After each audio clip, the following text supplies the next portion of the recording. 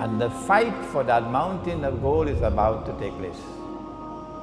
And that's the Malhama. We say that it is an ocean of oil underneath the river, which one day is destined to function as gold.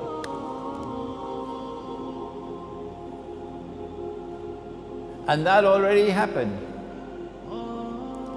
If you study the world of money, it will tell you something about how this money that we now use came into being. Where did this paper come from as money? When paper money first came into being, when the Bank of England was established, 17th century, it came into being in the form of a check, or at that time it was called a promissory note check. So I write a check, you can go and cash it. Provided that you can cash the check, no problem with the check. But if I'm writing checks and I don't have money in my account, I went to the showroom, saw a BMW motor car, wrote a check, took the BMW, I drove out. When I went to cash the check, no money in the account. That's called fraud. You go to jail for that. So at the beginning, paper money were like checks. The problem was that the bank that was issuing the paper would sometimes issue more checks than they had cash. Cheating. And hoping and pray that everybody would not come to cash the check at the same time. So if someone comes to cash the check, they don't have the money, they will say the machine not working or so, can you come back? Yeah? So the bank would not burst. But sometimes it doesn't work and the whole thing collapses. That's what happened with the Bank of England. That happened in France, it happened many places. It's also called a Ponzi scheme. The Zionist Jews and the Zionist Christians, when they won the First and Second World Wars, they decided they wanted to create a new monetary system of money that they will control. And paper money came into being as universal money. Made a law that it is illegal to use gold as money. Well, Allah made it halal, but they made it haram, which is shirk. If Allah makes something halal and you make it haram, you commit shirk. And if I follow you in it, I am also in shirk.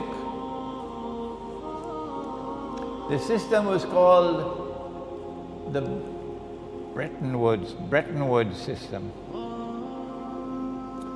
And they agreed that in order to have it's called a fig leaf to hide the shame, they will take one paper money, only one, and you could cash it for gold. It's called redeeming in gold.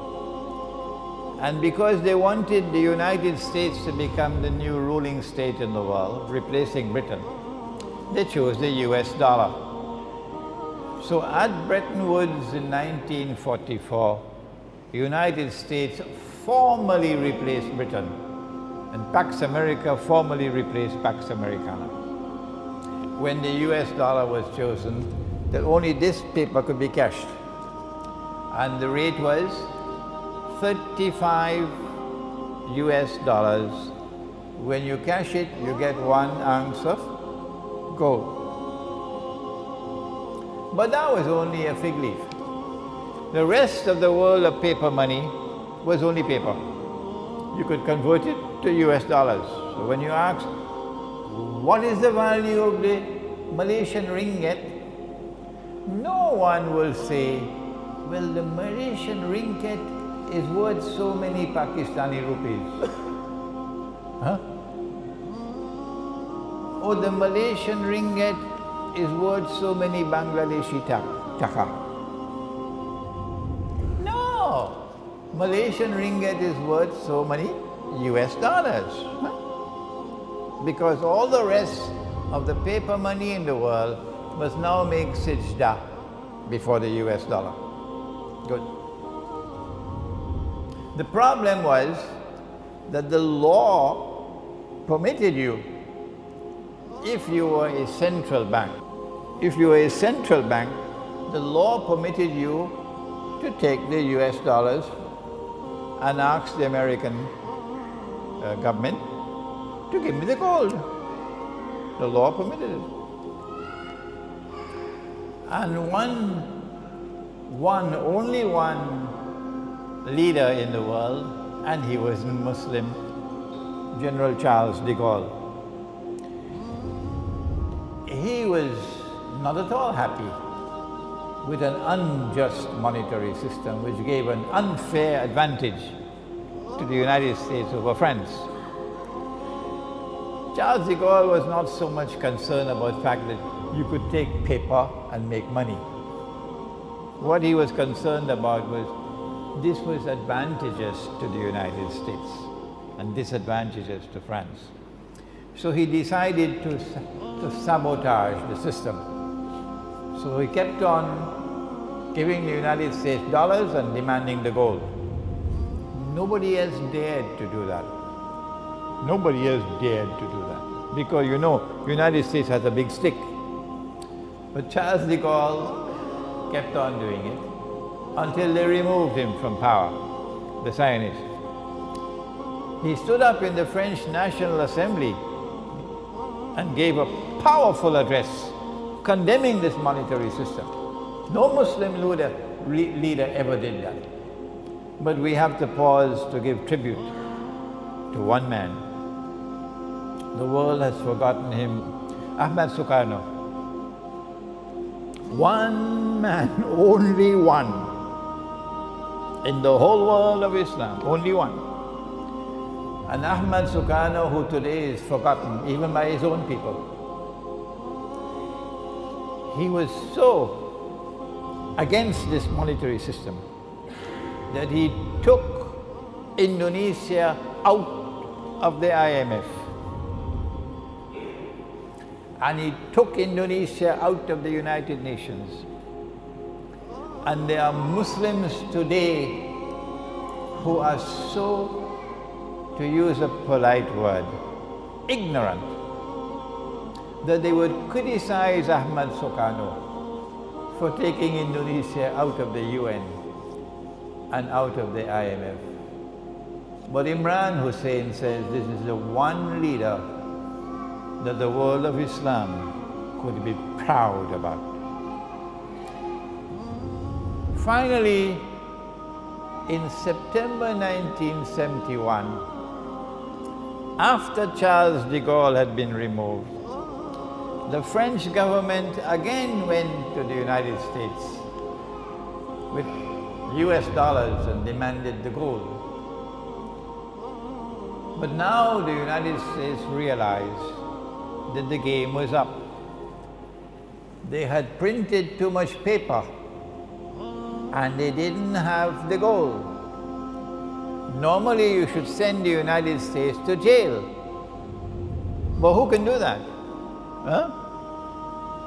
So what Richard Nixon did was to, Sunday morning, announce to the world, we gave our word, but we don't have to keep our word.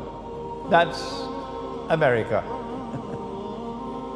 We gave our word that we would redeem US dollars for gold. But we don't have to keep our word. We're not going to do it anymore. So now, no currency, no paper in the world, none, can be cashed. You just write checks and that will become money. Who could write the most checks without the most money? Huh? So get a checkbook and start writing checks. The problem is, if you have an American checkbook or a French checkbook or a German checkbook or an Australian checkbook or a Singaporean checkbook, you could write checks. They call it hard currency. But if you have a Bangladeshi checkbook or a Pakistani checkbook, you can write as many checks as you want. You cannot even buy a cup of coffee in Manhattan. See? So now you have a bogus monetary system which gives to the enemies of Islam the capacity to make as much money as they want by simply writing checks and let the donkeys in the world accept the checks. You don't have to work anymore to get money. No. In a world filled with donkeys, all you have to do is write checks. You could buy all the oil of Saudi Arabia free of charge. All you have to do is to get paper and pen and write checks. But this is a risk you're taking, because it's a house of cards. It could collapse. Once you had the gold, you had some security. But now the gold is no longer there. So from 1971 to 1973, they're searching for something to keep the house of cards strong.